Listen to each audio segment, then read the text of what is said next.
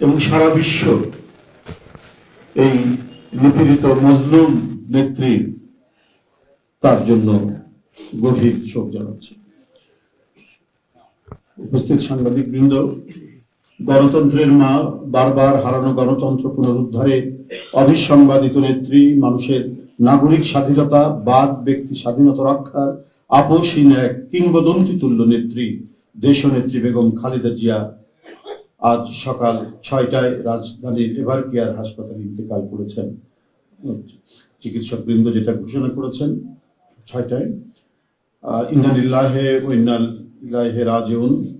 বাংলাদেশ জাতীয়তাবাদী দল বিএনপি এই হৃদয় বিদারক এবং মর্মস্পর্শী মৃত্যুতে গভীর শোক ও দুঃখ প্রকাশ করছে। দেশের জনগণের, দলের সর্বস্তরের নেতাকর্মী, বিভিন্ন রাজনৈতিক দল, পেশাজীবী সংগঠন সকলকে দেশনেত্রীর জন্য আল্লাহ রাব্বুল আলামিনের কাছে তার রুহের মাগফিরাত কামনার জন্য অনুরোধ করছি। আজকে এই তাৎক্ষণিক যে সাংবাদিক সম্মেলন থেকে এখানে তাৎক্ষণিকভাবে যে কর্মসূচিটি প্রণয়ন করা হয়েছে তা আমি আপনাদের সামনে এখন উপস্থাপন করছি। কর্মসূচি: দেশনেত্রী বেগম খালেদা জিয়া আমাদের মাঝে নাই, পৃথিবী থেকে তিনি চলে গেছেন। তার মৃত্যুতে 7 দিন ব্যাপী বাংলাদেশ জাতীয়তাবাদী দল বিএনপি শোক পালন করবে। 7 দিন ব্যাপী বাংলাদেশ জাতীয়তাবাদী দল শোক পালন করবে। কেন্দ্রীয় কার্যালয় সহ দেশের সকল কার্যালয়, সকল দলীয় কার্যালয়ে 7 দিন ব্যাপী কালো পতাকা উত্তোলন করা হবে।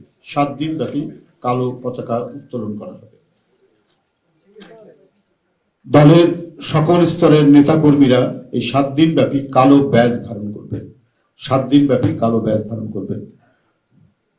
প্রতিটি দলীয় কার্যালয় দেশনেত্রীর জন্য 7 দিন ব্যাপী কোরআন খতম ও দোয়া অনুষ্ঠিত হবে। কোরআন খতম ও দোয়া মাহফিল অনুষ্ঠিত হবে।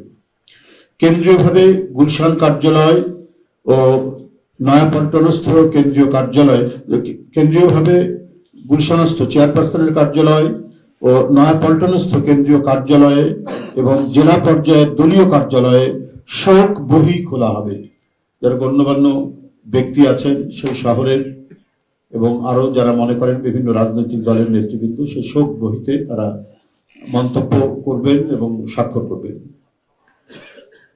মরহুমা দেশনেত্রী বেগম খালেদা জিয়ার নামাজে জানাজা ও দাফন পরবর্তীতে জানানো হবে। মরহুমা দেশনেত্রী বেগম খালেদা জিয়ার নামাজে জানাজা ও দাফন পরবর্তীতে জানানো হবে। এই ছিল কর্মসূচি। ধন্যবাদ আপনাদের সবাইকে।